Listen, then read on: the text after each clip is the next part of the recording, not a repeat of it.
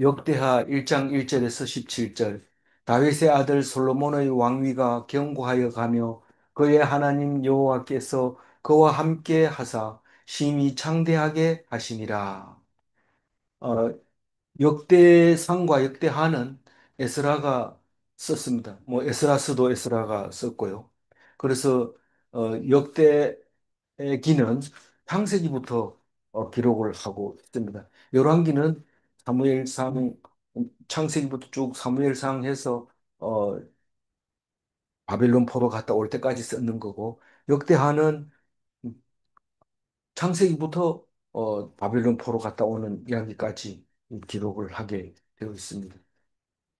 그래서 어, 보면은 열왕기하고 열왕기보다 훨씬 간추려져 있지만 무엇보다도 유대 유대 나라를 위해 유다 나라를 중심으로 하나님께서 역사하고 계신다 하는 것을 우리가 알 수 있습니다.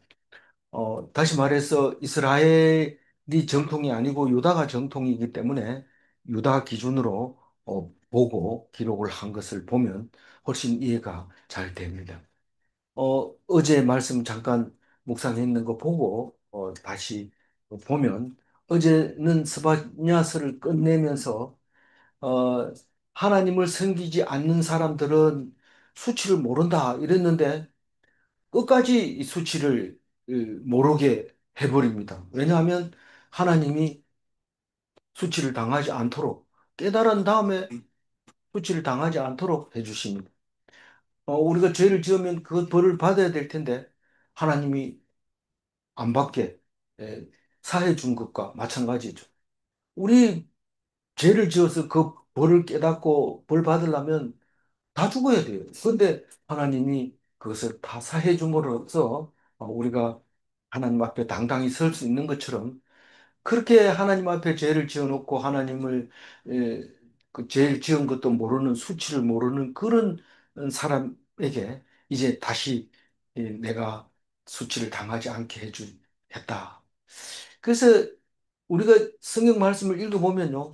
부끄러워하거나 죄책감을 가지거나 기죽어 있거나 하나님이 아주 싫어합니다. 이런 것들은 하나님이 뭐 단호하게 그것 때문에 내가 너의 아버지다 그 얘기를 합니다. 안 그러면 뭐 자기 멋대로 살면 되죠. 그런데 기죽어 있고 눈치 보고 부끄러워하고 뭐 죄책감 가지고 있었고 뭐 불안해하고 이러면은 왜 불안해하고 걱정하고 염려하냐? 내가 아버지잖아. 내가 너를 용서해주고 다 해준다. 걱정하지 마라. 이 자식이 마음이 아파가지고 힘들어하면 아주 부모가 견딜 수가 없게 돼 있는 거죠. 그러면 뭐 지멋대로 해도 되냐? 이러면 지멋대로 해도 돼요. 근데 그럼 벌 받잖아. 이런데 벌 안 줍니다. 벌 안 주는데 오히려 하나님이 더 멋대로 하고 이러면은 문 앞에 나와서 그 나간 자식 돌아오기를 기다리고 있는 그 모습을 생각하면 그럼 모르는 사람은 몰라요. 그런데 자기가 딱 깨닫는 순간 지업 열매를 먹지 못해서 돼지하고 우리에서 막 싸우고 그러고 나서 정신 차리고 나면 이게 아버지가 기다리고 있다는 사실을 알게 됩니다. 어떻게 알아요? 성경이 나와 있어야 알죠. 그래서 돌아갑니다. 돌아가면 아버지는 벌써 집에 가까이 가기 전에 벌써 문 앞에 나와 있어요. 소문을 다 듣고 문 앞에 나와가지고 난 집에 어떻게 들어가지? 무슨 얼굴로 들어가지? 도저히 이게 말이 안 떨어지는데 계속 연습합니다. 아버지, 내가 아버지의 자격을 잃어버렸습니다. 자식의 살. 자식의 자격을 잊어버렸습니다. 종으로 써주면 고맙겠습니다. 여러 번 연습해가지고 또 갔는데 아버지가 막 뛰어나오면서 말도 못하게 입을 틀어막고 그냥 끌어안고 씻기고 가락지 끼우고 신발 신기고 옷 입히고 송아지 잡아서 온 동네 잔치하는데 아는 사람만 아는 거죠. 누가 알아요? 그 죄를 많이 짓고 부끄러운 사람이 나중에 알게 됩니다. 근데 누가 몰라요? 돈 많고 뭐 문제가 없고 큰아들. 큰아들의 문제를 몰라요. 그래서 그런 사실을 보고 나서는 막 삐집니다. 내가 그렇게 아버지를 위해서 평생을 바쳤는데 나한테는 뭐 염소도 한 마리 안 잡아주고 저런 돈을 다 쓰고 온 저 아들한테 그렇게 하냐. 아버지 입장은 달라요. 아버지 입장은 죽은 아들이 살아왔으니까 안 기쁘냐. 그러나 너는 가지고 있는 거 전부 네 거 아니냐? 뭐가 지금 불만이냐? 내가 아들을 사랑한다고 해서 네가 나를 불의하다고 얘기할 거냐? 이렇게 얘기하는 것을 보면서 우리가 자칫하면 마다들로 알기가 쉽지 않겠는가 그런 생각을 하고 있는데 오늘 또 마찬가지로 너희들이 죄를 다 용서해 주겠다. 그러놓고 사람들이 근심하는 자들이 모여요. 어디에? 정한 절기에 모인다고 나왔는데 절기가 뭐 3대 절기 그 절기가 아니고 모이는 대회로 모이는 거를 절기라고 했어요. 왜 이 개혁 개정에만 절기라고 바꿔놨는지 알 수 없어요. 어쨌거나 그 절기는 대회로 모이는 것을 말하는데 주일날 안식일날 교회 모이는 거 그것이 그 말입니다. 누가 모인다고 했어요? 누가 모인다고 했어요? 저기 수치를 모르는 자. 근심하는 자들이 모이는 근심하는 근심하는 자들. 자들이 모이는데 누가 모이게 했어요? 하나님. 하나님이 모이게 했죠. 근심하는 자가 누구예요? 무거운 짐진 자, 서러움 받은 자, 쫓겨난 자, 저는 자 이런 사람이 이 근심하는 자입니다. 그 사람들만 남겨놓고 목에 힘주고 잘났다고 그러고 잘한다고 한 사람은 싹 죽여버리고 없고 정말 찌질하고 보잘것없는 사람들만 어디로 모인다고요?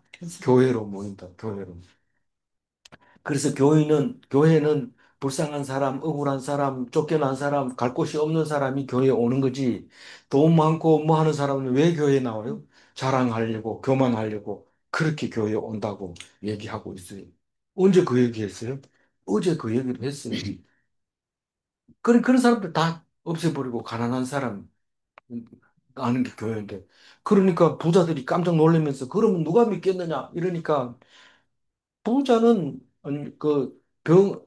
건강한 사람은 의사가 필요 없다. 병자에게 의사가 필요하다. 내가 죄인을 구하러 왔지 의인을 구하러 온 게 아니다. 그렇게 말할 때 우리는 교회에서 성탄절날 예쁜 옷 입고 나가서 박수 치고 예쁜 옷 입고 나와서 우리 아들 잘한다 박수 치고 이러면서 가난한 사람 냄새 난다고 들어오지 말라고 하면 예수님도 밖에서 나도 못 들어갔다. 그 얘기를 하는 거죠. 우리는 교회가 어떤 교회라는 걸 알아야죠. 떼거리고 많이 가고 많은 사람들이 시끌벅적하면 그게 교회가 아니라 이 근심하는 자가 숫자가 얼마 안 됩니다. 다리 저는 사람 숫자가 얼마 됩니까? 뭐 그게 많으면 장애자 우대해 줄 필요 없죠. 근데 다리 저는 사람 몇 명 안 되고 쫓겨난 사람 이런 사람들이 교회에 나와서 치료를 받고 위로를 받고 그게 씨앗이 돼서 크게 하나님의 백성을 물려주게 되는데 다르게 말하는 게 아니라 무거운 짐을 가볍게 해주겠다. 교회에 오면 그 얘기를 합니다. 모이면 하나님이 그래서 예수님이 결국은 성취하죠. 그래서 율법주의 때문에 근심하게 되는 유대인들을 율법에서 벗어나서 율법을 완성시킴으로써 그 무거운 짐이 다 가벼워지게 되었고 예수님의 제자가 되었던 것을 알 수 있습니다. 오늘 이 말씀도 여전히 예수님하고 연결이 되어야 합니다. 그래서 솔로몬 이야기로 가득 차 있지만 예수님 얘기는 일절 안 하지만 그러나 예수님이 오셔서 그 솔로몬보다 유명한 사람, 그보다 더 큰 사람이 있느냐? 없다. 그보다 더 큰 사람은 없지만 여기 있다. 그러면서 자기 소개를 솔로몬보다 더 큰 이가 있으니 바로 여기 되다. 그렇게 얘기를 하는 것을 볼 수 있습니다. 그래서 솔로몬을 뭐 나중에 하나님 말씀 안 들어가지고 하나님이 배척했다. 그렇게 얘기를 할 때 솔로몬 나쁜 사람이야 라고 묵상을 하면 안 돼요. 솔로몬은 사람으로서는 이거보다 더 큰 왕이 없습니다. 그렇게 했을 때 예수님이 이해가 되는 거지. 솔로몬 잘잘못을 막 따지고 이래가지고는 어, 예수님이 얼마나 큰지를 이해할 수가 없게 되는 겁니다. 그 솔로몬이 엄청 크게 된 이 왕을 우리가 마음껏 대단하다 칭송할 수 있는 시간이 돼야 됩니다. 아멘. 이 솔로몬은 다윗의 아들입니다. 이 다윗은 물론 사울 왕 보다가 뒤에 왕이 됐지만 그 다윗은 사울을 버리고 다윗을 택했습니다. 하나님이 다윗은 내 마음에 합한 자라고 여기면서 약속까지 했습니다. 이 왕위는 영원히 내게 있게 하겠다. 그렇게 얘기를 했을 때 솔로몬은 그 소리를 들었을까요? 안 들었을까요? 들었어요. 아버지가 하려고 하는 얘기 다 듣고 내가 성전을 지으려고 했더니 짓지 말라고 했다. 아들이 지으라고 했다. 그러면서 하는 소리까지 다 듣고 임종할 때 얘기를 다 들었어요. 그래서 아버지에게 약속한 것을 나에게 웃게 하옵소서. 해달라고, 여기서는 뭐라고 했어요? 허락하신 것을 이제 굽게 예, 하옵소서. 굳게 하옵소서. 지켜달라는 거. 약속을 지켜달라고. 아버지한테 약속했잖아요. 지켜주세요. 아들이 내 왕 됐으니까 나한테 다 다윗의 약속을 지켜달라고. 그렇게 말합니다. 하나님은 그렇게 약속했잖아요. 이러고 대드는 데는 꼼짝 못합니다. 지켜줍니다. 그, 오해나. 음, 그래서 심히 창대하게 해 주셨어요. 그와 함께 하사. 누가? 하나님이 그와 함께 하사 심히 창대하게 하시니라. 2절 읽어볼게. 솔로몬이 온 이스라엘의 천부장들과 백부장들과 재판관들과 온 이스라엘 방백들과 족장들에게 명령하여 그러니까 그 왕 밑에 있는 사람들 전부 다 불러가지고 이스라엘의 방백들과 사실은 그 음, 남북 이스라엘 전체는 숫자가 엄청 많습니다. 뭐 표현을 하자면 하늘의 별과 같은 이 백성들이 있는데 그 중에 전부 리더들만 모아가지고 어디로 가요? 제사 지내러 가요. 3절 읽고.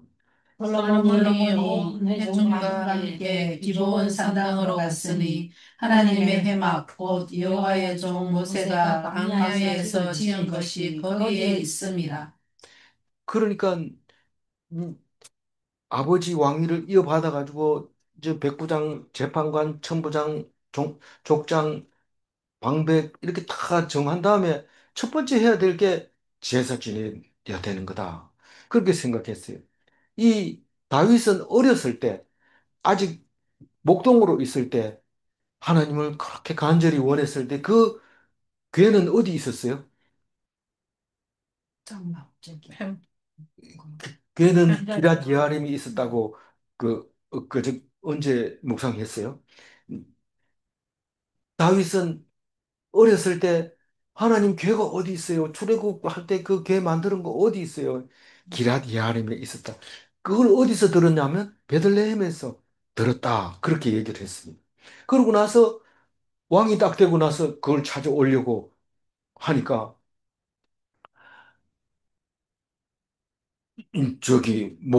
그래 실패했다가 한번 가지고 오잖아요.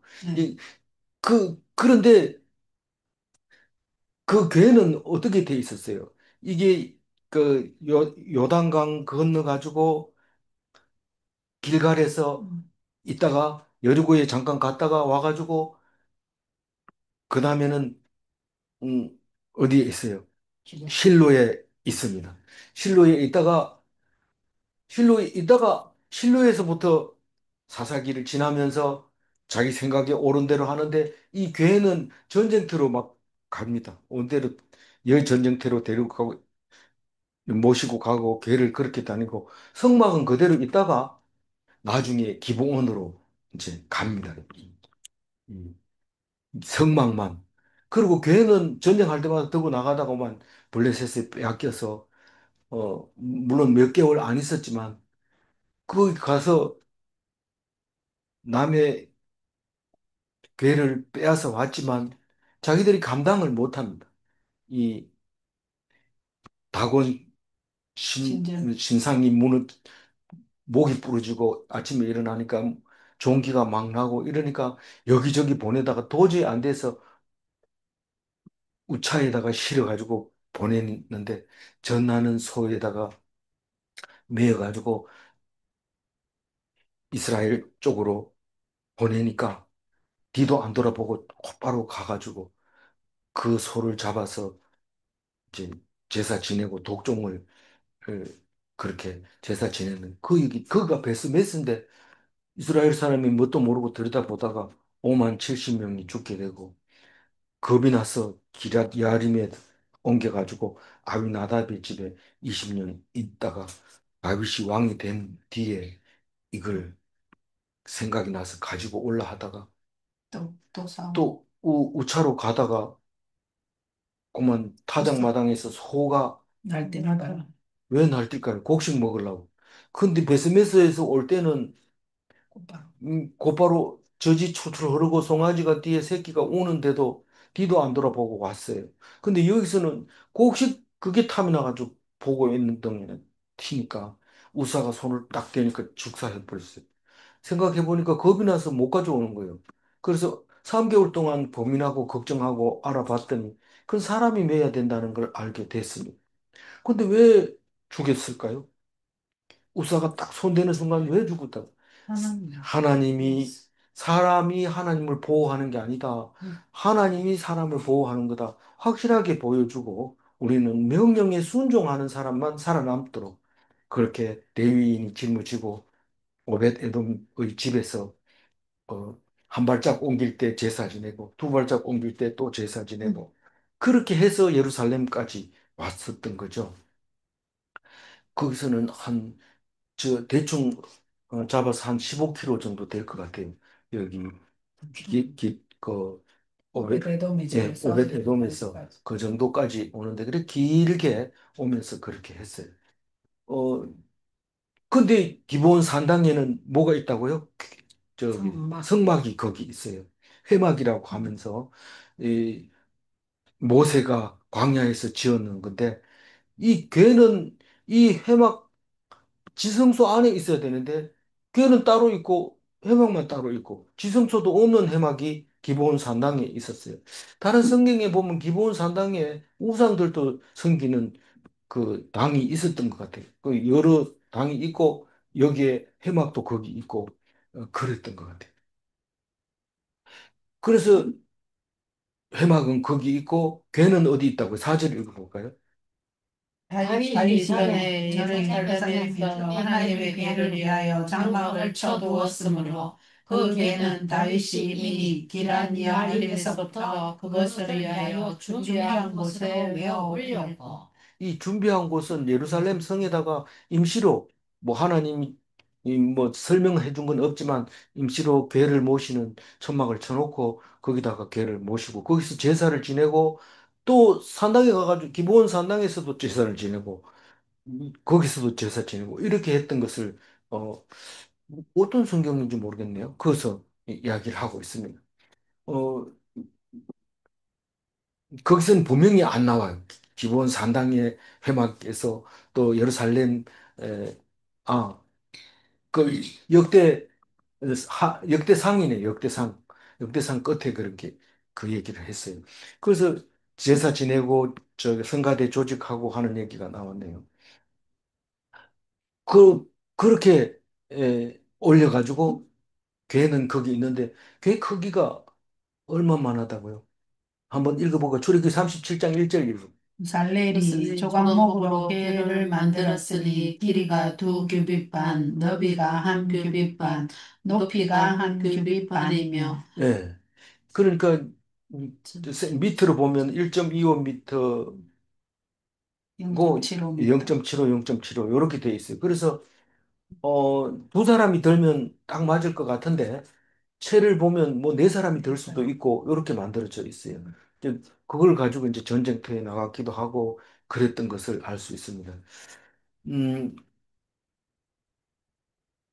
그랬는데 어, 5절 읽어야 되죠? 네. 예. 옛적에 우리의 손자 우리의 아들 브살렐이 지은 노제단은 여호와의 장막 앞에 있더라. 솔로몬이 회중과 더불어 나아가서 이제 그 회막, 성막 앞에는 항상 노제단이 있고, 그 안에 이제 성소가 있고, 그 안에 지성소가 있는데, 성소에는 뭐가 있어요? 촛대, 등대가 있고, 그 다음에 떡상이 있고, 또 향단이 있고, 어, 여기서 모세가 지었을 때는 전부 각각 한 개씩 있어요. 그런데 이 솔로몬이 이제 지을 때는 이 촛대가 등대가 많습니다.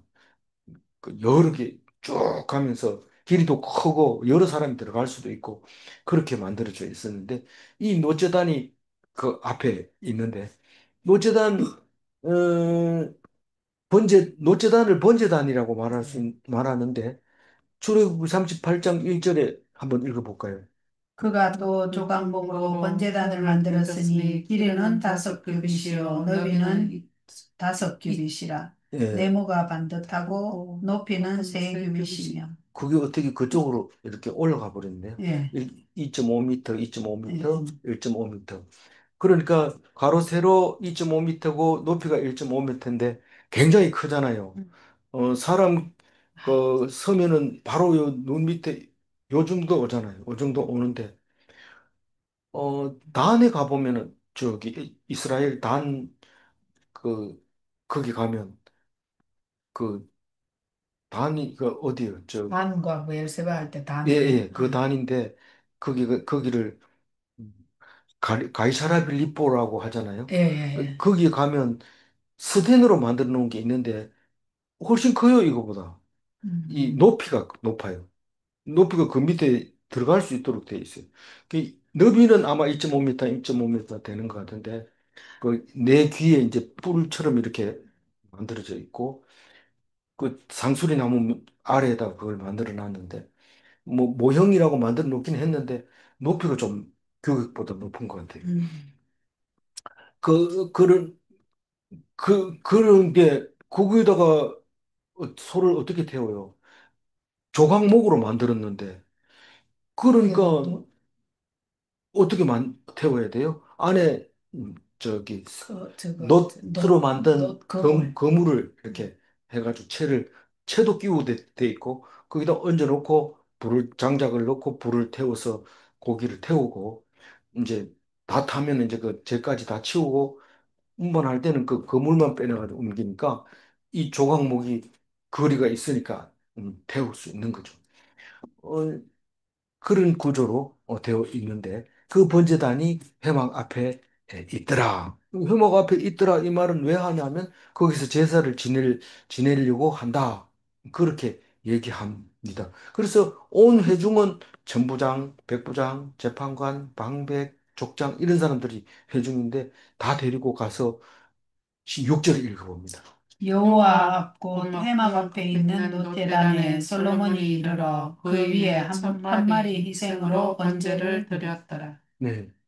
출애굽기 그 열왕기 상. 그 상에서는 천번제라고 일천번제라고 얘기하고 여기서는 천마리 천 마리. 희생으로 번제를 드렸더라 이렇게 번역을 해놨어요. 그래서 이 그 일천번제가 뭐냐 이런 천마리 희생 제물을 드렸더라. 뭐 천마리면 비둘기 한 마리, 황소 한 마리, 가지 한 마리로 여기는데 음, 에베소스나 출애굽기나 같은 성경책 한 권으로 여기는 거나 마찬가지죠. 성경은 66권이다. 이렇지만 뭐 두 장만 제끼면 한 권이 될 수도 있지만 긴 거는 아주 오래 그렇잖아요. 그렇지만 어쨌거나 이 사람들의 생각은 같은 한 권으로 보고 있습니다. 마찬가지로 천마리의 희생제를 며칠 만에 드렸냐, 천일 걸렸느냐, 그건 모르지만 확실하게 천마리를 드렸다. 그렇게 생각을 말하고 있습니다. 어, 7절 읽어야겠죠? 예. 네. 그날 밤에 하나님이 솔로몬에게 나타나 그에게 이르시되 내가 네게 무엇을 주랴 너는 보아라 하시니 하나님 앞에 가면 항상 하나님이 물어봅니다. 우리가 제사 드릴, 저기, 그 헌금 드릴 때도 하나님이 네가 무엇을 원하느냐. 봉사할 때도 네가 왜 그렇게 열심히 하느냐. 무엇을 원하느냐. 기도할 때도 네가 무엇을 원하느냐. 성경 볼 때도 네 원하는 게 뭐냐. 이렇게 물어봅니다. 제사를 천 번째를 드리고 나니까 하나님이 솔로몬한테 안 묻겠어요. 물어보죠. 근데 우리는 제사를 드리면서 물어보기 전에 내가 먼저 얘기합니다. 가자마자 하나님 복 주세요. 뭐 이거 해주세요. 저거 해주세요. 하나님 얘기를 들을 생각을 안 하고 계속 자기 얘기만 하고 오는데 하나님은 물어볼 때 대답을 해야 되고 대답하면 반드시 약속을 한다는 것을 오늘 말씀하고 있어요. 하나님 앞에 가면 반드시 하나님이 네가 무엇을 원하느냐고 묻습니다. 그럴 때 이야기를 하고 이야기하고 나면 하나님이 꼭 약속을 해준다 하는 것을 잊어버리시 마시기 바랍니다. 그게 대화하고 그게 하나님과 함께 하는 거고 그런 겁니다. 그래서 솔로몬이 대답을 합니다. 8절 읽어봅니다. 솔로몬이 하나님께 말하되 주께서 전에 큰 은혜를 내 아버지 다윗에게 베푸시고 내가 그를 대신하여 왕이 되게 하셨사오니. 그러니까 제일 큰 문제는 아버지 문제인 거예요. 아버지에게 은혜를 내려주시고 아버지에게 베푼 그 은혜를 은혜의 한 가지로 나를 왕 삼아 주었다는 겁니다. 그러니까 내가 잘 돼야 되는 것은 아버지의 약속 때문에 잘 돼야 된다는 겁니다. 잘 돼야 된다는 얘기는 안 나와 있지만은 어 아버지에게 베푼 은혜가 내게 임하면 그게 아버지가 계속 은혜 받는 거지만 내가 만약에 잘 못하면 아버지에게 베푼 은혜는 헛거 아닙니까? 이런 말인 거죠. 그리고 내가 대신해서 왕이 됐잖아요. 그러니까 아버지한테 해준 거하고 똑같은 거 해주세요. 구절 읽어봅니다. 여호와 하나님이여 원하건대 주는 내 아버지 다윗에게 허락하신 것을 이제 굳게 하옵소서. 주께서 나를 땅의 티끌같이 많은 백성의 왕으로 삼으셨사오니. 그걸 뭐 솔로몬이 그렇게 주장하지만 사실은 그 하나님에게 와가지고 어, 성취가 되는 거죠.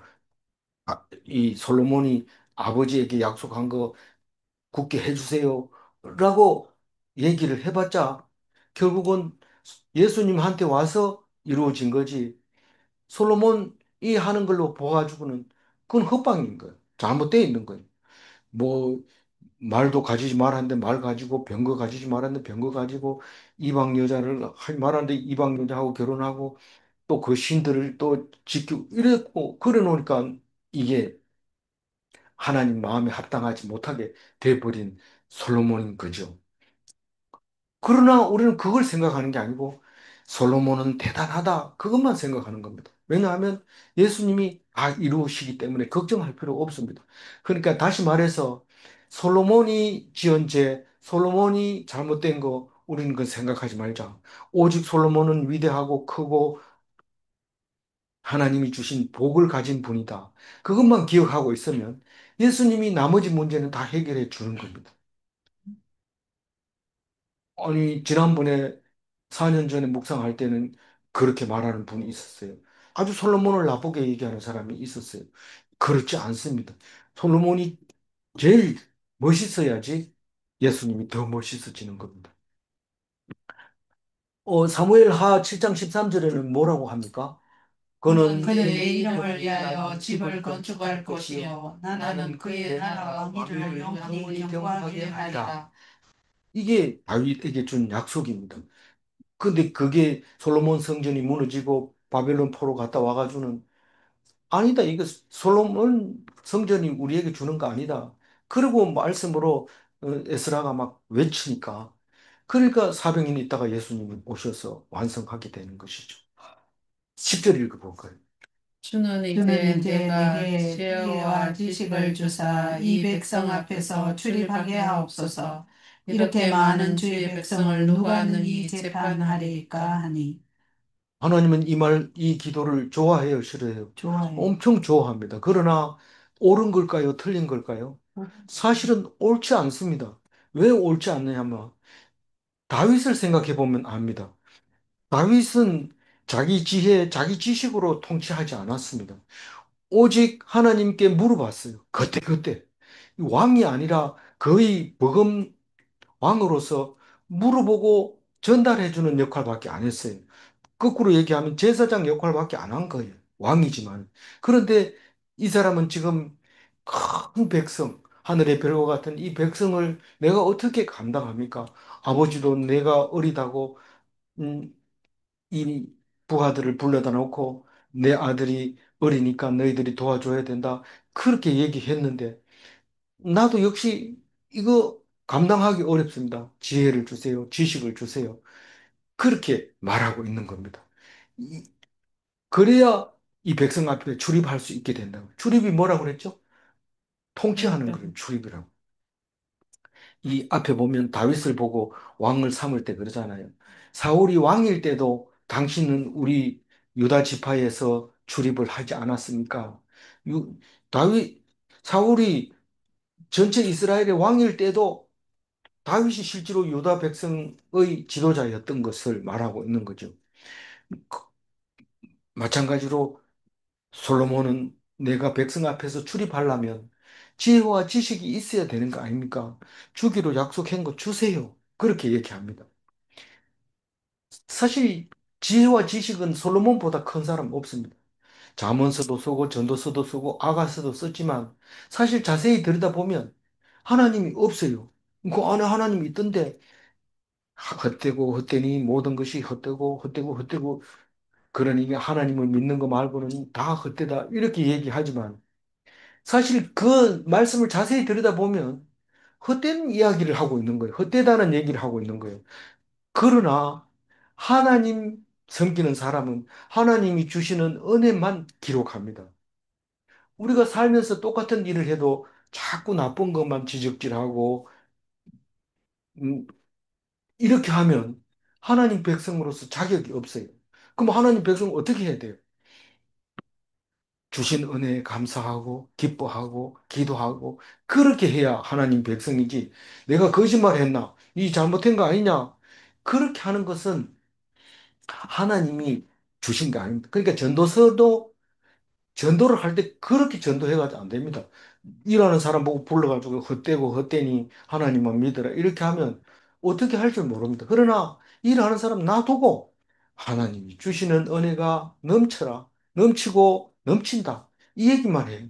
우리는 똑같은 얘기하고 틀린 말을 안 했더라도 우리는 똑같은 영이라도 악령이 없잖아요. 성령만 있잖아요. 좋은 것만 있잖아요. 남들이 볼 때 잘 구별을 못하는 사람이 볼 때는 성령이 임했는지 악령이 들렸는지 잘 모릅니다. 그러나 하나님 앞에 보면 분명히 구별이 되지는데 그걸 모를 때는 불신자고 모를 때는 모르는 사람이에요. 하나님을 모르는 사람이에요. 그래서 늘 좋은 것만 이야기해야 돼요. 솔로몬이 나쁘다는 얘기 아니라 하나님은 엄청 칭찬하지만 하나님이 원하는 최고는 다윗과 같은 사람. 네 지혜를 사용하지 않고 하나님만 의지하는 사람이 돼져야 된다. 그 얘기를 하고 있는 것처럼 보여요. 4년 전에는 그렇게 안 읽었어요. 제가 이번에는 그렇게 읽고 있습니다. 그래서 이 백성을 내가 통치를 하겠다. 내가 재판하겠다. 그래서 지혜를 달라고 합니다. 그런데 지혜를 줍니까? 안 줍니까? 주잖아요. 세상에 전무후무한 왕이, 지혜의 왕이 돼서 예수를 모르고 여호와를 모르는 전 세계 사람들이 솔로몬은 압니다. 국, 그, 초등학교 교과서에 솔로몬의 지혜로운 재판, 그 이야기는 다 들어 있습니다. 그러니까 하나님을 몰라도 솔로몬은 아는 거죠. 그만큼 전무후무한 지혜의 왕을 주시는 것을 볼 수 있는데 하나님은 약속합니다. 11절. 하나님이 솔로몬에게 이르시되 이런 마음이 내게 있어서 부나 재물이나 영광이나 원수의 생명 멸하기를 구하지 아니하며 장수도 구하지 아니하고 오직 내가 네게 다스리게 한 내 백성을 재판하기 위하여 지혜와 지식을 구하였으니. 저는 이거를 오늘 아침에 이 솔로몬이 30점 맞았다. 이렇게 얘기를 했는데 그건 뭐 점수에 대해서는 좀 다른, 뭐 30점 만점이냐 뭐 이렇게 물을 수도 있기 때문에 그거는 말할 수 없지만 어쨌든 왜 30점이냐? 보통 왕이 되면 부와 재물과 영광과 원수를 이기는 장수하는 것 이런 거를 구하게 될 텐데 그거는 10점짜리 왕이고 이 솔로몬은 지혜를 구했기 때문에 30점짜리 왕이다.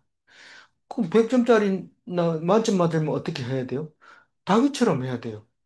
나는 낮아져 있고 하나님께 일일이 물어보고 말씀에 입각해서 기름 부은 자를 내 손으로 죽이지 않고 아무리 억울하더라도 하나님이 구해줄 것을 믿고 견디고 참고 심지어는 적에게 도망가가지고 미친 척하고 침을 질질 흘리고 그걸에서도 살아남아서 하나님 앞에 영광되게 하는 그런 왕을 원하는데 솔로몬은 자기가 백성을 통치하겠다고 지혜를 달라고 한 겁니다. 그래도 점수 많이 받을 겁니다. 이 예수님은 그보다 더 많이 받겠지만 12절 읽어봅니다. 그러므로 내가 네게 지혜와 지식을 주고 부와 재물과 영광도 주리니 내 전의 왕들도 이런 일이 없었거니와 내 후에도 이런 일이 없으리라 하시니라. 지혜와 지식을 주면 부와 재물과 영광은 덤으로 따라오는 겁니다.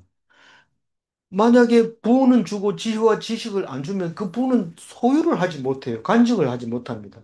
그런데 지혜와 지식을 주면 부도 따라오고 재물도 따라오고 영광도 따라옵니다. 만약 이게 안 따라오는 지혜와 지식이라면 그것은 의미도 없고 간직하기도 어려울 겁니다. 그런데 지혜와 지식을 가지고 덤으로 얻은 부와 재물과 영광을 주겠다고 하는데 전무후무한 이런 왕은 없었다. 그 이후에는 솔로몬 왕 이후에는 누가 있었어요? 그, 뭐, 이 아들 왕은 뭐, 볼 거 없고요. 세계적으로 그보다 더 큰 왕이 없었느냐? 없었습니다. 아람 왕이, 음, 그리고 아수르가, 바벨론이, 그리고 바사가, 그리고 그리스가, 그리고 로마가 이렇게 일어나더라도 그거는 제국이 돼서 하나님 준 부와 지혜가 아니고 그 군사력으로 통치하고 있는 나라였고 얼마 되지 않아서 망해버리고 마는 거죠. 음, 그래서 지혜로 따지면 솔로몬 왕이 최고였던 거죠. 다시 돌이켜보면 메소포타미아 문명과 이집트 문명 사이에 이스라엘이 이 지혜와 지식이 뛰어나는 왕이 있을 수밖에 없게 만들어져 있는 지리학적 구조로 되어 있는 거죠. 그래서 여기서 큰 솔로몬 왕이 탄생하고 그 이후에는 없는 거예요. 그런 지혜가. 왜냐하면 우리 쉽게 얘기하면 글로벌 시대가 도래한 거죠. 전 세계의 정보가 다 소통이 원활할 때니까 솔로몬처럼 지혜를 가질 수 있는 이렇게 특별한 지혜를 가진 것은 그때 시대밖에 없었던 거죠. 이후에도 없었던 거죠. 13절 읽어보면. 이에 솔로몬이 기브온 산당 회막 앞에서부터 예루살렘으로 들어와서 이스라엘을 다스렸더라. 이 기브온 산당과 예루살렘 사이에는 9km, 기브온은 예루살렘에서 서북쪽으로 9km, 9km면 우리가 산책길을 4km로 해놓으면 아, 너무 멀다 하면서 안 갑니다. 2km, 그거는 갈만하다. 이러고 갑니다. 이 4km가 10리니까 한 20리 조금 더 되는 거리에 기본 산당이 있었던 거죠. 그래서 이제 예루살렘으로 돌아와서 솔로몬이 이제 통치를 시작합니다. 이제는 기본 산당으로 안 갈 겁니다. 왜냐하면 솔로몬이 성전을 짓고 나면 이제 궤만 갖다가 옮겨 놓으면 되니까요. 그러면 이제 궤도 이제 그 안에 있는 모세의 돌판, 십계명 돌판 두 개하고 아론의 쌍난 지팡이, 만나 항아리 이것만 옮겨 담으면 솔로몬 성전의 지성소가 이제 완성이 될 겁니다. 그래서 어, 이제 드디어 솔로몬의 예루살렘 통치를 보게 됩니다. 14절 읽어봅니다. 솔로몬이 병거와 마병을 모으매 병거가 1,400대요 마병이 12,000명이라 병거 성에도 두고 예루살렘 왕에게도 두었으며 예, 예루살렘 왕에게도 두었다. 이 말은 수도 경비 기병대를 두었다는 겁니다. 그러니까 병거성이라는 것은 병창 비지가 있었다는 거죠. 근데 이게 유적이 발견된다는 거예요. 다윗까지는 유적이 발견이 거의 안 됩니다. 겨우겨우 다윗이라고 이름 써놓은 조약돌 한 개를 발견하고 이것 봐라. 다윗이 실존 인물이다. 그렇게 얘기를 하게 되었다고 합니다. 그 전에는 다윗이 있었다면 뭐 유적이 있어야 될 거 아니냐. 계속 그렇게 하다가 그 조약들 하나로 말미암아 많은 학자들이 더 이상 다윗을 가상인물이 아니라고 가상인물이라고 주장했던 사람들이 없어졌고 솔로몬이 가지고 있던 병거성, 이 병참 기지는 지금 예루살렘 북쪽에서 발견이 된다고 합니다. 그건 역사학자들만 알지 우리는 정확하게 모르죠. 어, 이 1400, 병거가 1400대고 탱크죠, 탱크. 그리고 12,000 마병. 이거는 음, 그 뭡니까? 말 타고 가는 음, 군대죠. 기병이죠, 기병. 이게 뭐 지금으로 말하면 얼마 안 되지만 그때 당시로는 엄청난 군사력이고 주변에는 그런 나라가 없을 정도로 큰 나라였다고 얘기하고 있습니다. 어, 그다음 15절 읽어볼까요? 왕이 예루살렘에서 은금을 돌같이 흔하게 하고 백향목을 평지에 뽕나무같이 많게 하였더라. 이 다윗은 솔로몬은 황금 보기를 돌같이 했나 이렇게 얘기를 할 수 있을지 모르지만 그만큼 금이 많았다고 합니다. 부자. 아버지가 준 돈만 해도 금액이 나오죠. 역대하에, 역대상에. 거기 이 엄청 많은데 또 헌금까지 거둬서 또 많습니다. 그래서 그렇게 금이 많으니까 나중에 뭐 그 금을 다 돌에다 입혀가지고 해놓으니까 나중에 망할 때 돌이 그냥 하나도 남지 않고 다 없어지게 되는 그런 이유가 되기도 하죠. 어쨌거나 그렇게 백향목은 평지의 뽕나무, 여기 이스라엘에 가면 들에 이 뽕나무가 사개오가 올라간 그 뽕나무를 가보면 사실 그게 뽕나무가 아니고 돌 무화과 나무입니다. 이 사진을 찍어가지고 우리나라 번역하는 사람한테 이게 뭐냐 물으면 뽕나무라고 얘기할 겁니다. 어디같이 생겼고 잎사귀도 비슷한데 그게 돌 무화과 나무. 가서 보니까 그렇더라고요. 실제로 성경은 뽕나무 대신에 돌 무화과로 바꾼 게가 몇 개 있어요. 그래서 그렇게 백향목은 뭡니까? 나무를 집을 짓는데 아주 고급 목재가 백향목인데 그렇게 많았어요. 사실 이스라엘은 백향목이 안 나죠. 근데 두로에서 많이 가지고 온 거죠. 그 두로 왕이 보냈고 다윗 때도 보냈고 솔로몬 때 또 보내려 해가지고 또 보내고 짓고 나니까 또 성전 왕궁 지으라고 할 때 또 보내고 성전 지으라고 할 때 또 보내고 그래서 계속 그렇게 가지고 오는 것을 볼 수 있었는데 사람들이 그 백향을 보고 너무 많다 이렇게 말할 수 있을 정도로 많았다고 얘기하고 있습니다. 16절 읽고 솔로몬의 말들은 애국과 후회에서 사들였으니 왕의 무역상들이 때로 값을 정하여 산 것이며. 근데 이 요 구절이 좀 어려운데요. 어려워서 어려운 게 아니고 구에는 개정에 있어요. 개역 한글에는 없어요.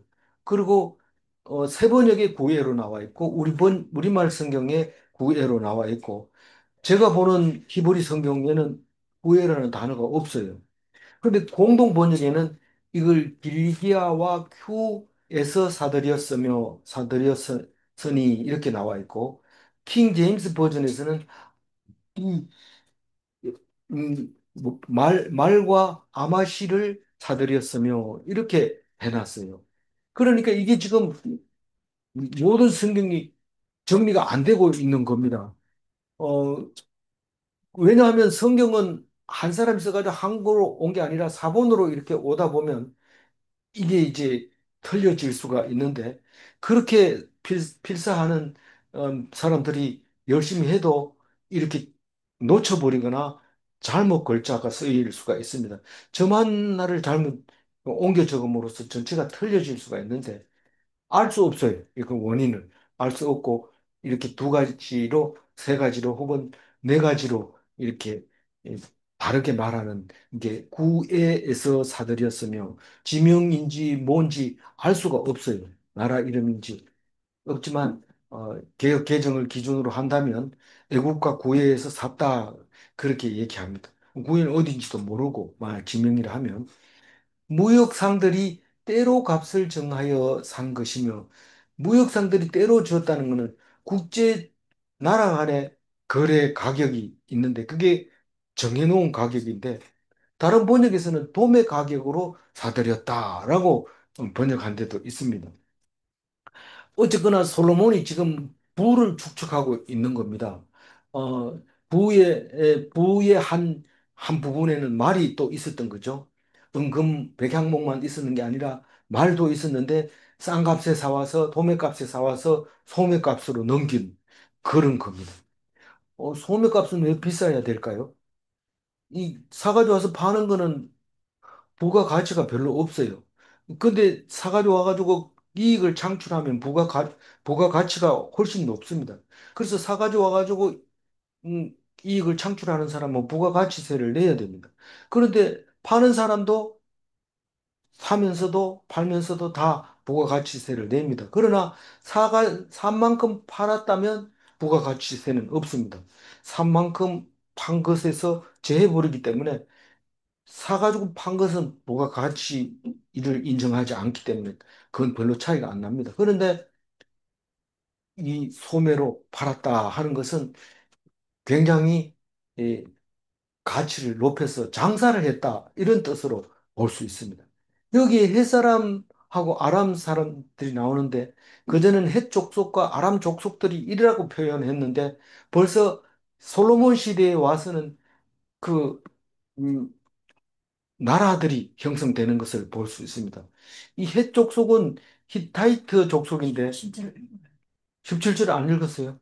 예, 읽어주세요. 애굽에서 사들인 병거는 한 대에 은 600세겔이요 말은 150세겔이라 이와 같이 헷 사람들은 모든 왕들과 아람 왕들을 위하여 그들의 손으로 되팔기로 하였더라. 병거의 가격은 600세겔인데 이걸 이제 데나리온으로 계산해서 데나리온은 일일 품삯이니까 그렇게 계산하면 약 1억 2천만 원. 그래서 탱크 한 대 가격이 비슷한 것 같아요. 병거 한 대 가격이. 말 한 마리 가격이 150세겔인데 이건 3천만 원 정도 되니까 한 마리당 그 우리 자동차 한 대 가격 정도 된다. 그런 생각이 되지. 그러니까 음, 어, 지금 이스라엘에 가도 전부 단위를 뭐 화장품을 사도 몇 세겔 이래 써놨어요. 그래가지고 그걸 환산하기가 굉장히 까다로운데 저기 물건을 가져가면 저기들 계산해가지고 달러를 보여주고 이렇게 이제 해서 사기도 하고 이러는데 수천 년이 지나도 이 돈 가격이 가치가 그대로 있는 거예요. 그건 놀라운 거죠. 어, 참 말씀에 대단한 게 그 기준이 있으니까요. 기준이 성경에 있으니까 그게 가능한 겁니다. 거기에 이제 햇사람은 지금 트르키의 사람, 어, 트르키의 사람들이 우리는 히타이트 족속이다. 그렇게 얘기를 하고 있습니다. 지금 현재는 다른 족속이라고 부르고 있어요. 트- 트루, 트루크족, 예, 오스만 트루크. 예, 거기서 트루크족은 땅이 없고. 예, 그런 거죠. 하여튼, 근데 원주민이 헤타이트 족이라고 말합니다. 아람은 지금 있는 시리아를 말하고 있는 거죠. 어, 그래서 이집트에서 사가지고 와서 싼 값에 사가지고 와서 이렇게 팔았던 것 같아요. 이게 무슨 의미가 있을까요? 솔로몬에게 부가 엄청 늘어났다는 겁니다. 우리는 지금 이 세대에 할 때 보면 어떤 집이 장사가 잘 될 때가 있습니다. 가서 자세히 보면 싼 값에 사가지고 와서 비싸게 파는 것을 볼 수 있습니다. 그걸 보면 옆집 사람이 그냥 놔두겠어요? 비밀을 알았다. 그리고 자기도 그렇게 합니다. 그럼 그게 계속해서 부자가 될까요? 계속해서 부자가 될 수 없습니다. 다시 말해서 부라고 하는 것은 계속 유지되지 않는다. 옮겨간다. 부를 자랑할 수 없는 것은 그게 옮겨가기 때문에 그렇다. 옮겨갑니다. 당장은 모릅니다. 비밀을 지키고 안 가르쳐 주고 그렇게 하지만 결국은 알아내고 그것은 또 다른 것으로 갑니다. 그래서 정치하는 사람들이 돈을 버는 이유가 법이 바뀔 때 빨리 알아내면 그 남들이 알기 전까지는 돈을 벌 수 있어요. 그래서 그거를 열심히 정치 옆에서 어, 그 그래서 정치하려고 하지. 보고 그 정치에 붙어서 돈을 벌게 되는 거죠. 일단 돈을 벌고 나면 그 다음에는 2등으로 가기가 쉽지 않기 때문에 계속 1등을 유지합니다. 그러나 어떤 한계점에 도달하면 또 내려가게 되죠. 오늘 12절 하이라이트만 읽고 마무리하겠습니다. 지혜와 지식을 주고 부와 재물과 영광도 주리니 내 전의 왕들도 이런 일이 없었거니와 내 후에도 이런 일이 없으리라. 솔로몬의 지혜와 지식은 우리에게 준 선물입니다. 솔로몬이 지혜가 있으면 우리는 그걸 벌써 알아차립니다. 재판할 때 아이를 반으로 갈라라 이러면 요즘 사람들 그렇게 하면 어떻게 할까요? 바로 갈라버릴 수도 있어요. 그렇지만 그때 당시에 심리적으로 무엇을 원하는지 알고 있으니까 그렇게 했던 거죠. 큰 왕 솔로몬보다 더 큰 이가 예수님입니다. 아멘. 예. 질문합니다. 지혜와 지식을 가지면 부와 재물과 영광은 덤인가? 그렇습니다. 꼭 지혜와 지식을 찾으시기 바랍니다. 하나님이 주신 지식, 지혜. 질문 2. 솔로몬의 왕위는 예수님에게서 더 크고 영원하여 지는가? 예, 기도하겠습니다. 전무후무한 큰 왕을 주셔서 감사합니다. 그 어떤 나라에도 주지 않은 이 지혜의 왕을 주셔서 이스라엘을 높이시고 모든 민족에 우뚝 서게 해 주셔서 감사합니다. 그러나 우리들이 부족함으로 하나님을 오해함으로 또 고통스럽게 세월이 지나가고 결국은 예수님이 오시지 않으면 도저히 알 수 없도록 우리들의 지혜를 다시 한번 깨닫게 해 주셔서 감사합니다. 이제는 솔로몬의 영광도 아니고 오직 예수님의 영광만 얻을 수 있도록 도와주시옵소서. 아멘. 세상에 보이는 것을 의지하지 않고 오직 영원한 나라의 영원한 삶을 따라가다가 죽지 않는 하나님 나라를 만나는 귀한 백성 되게 하여 주옵소서. 아멘. 밝히 알게 하여 주실 줄 믿사옵고 감사하며 우리 주 예수 그리스도 이름으로 기도 올리옵나이다. 아멘. 아멘.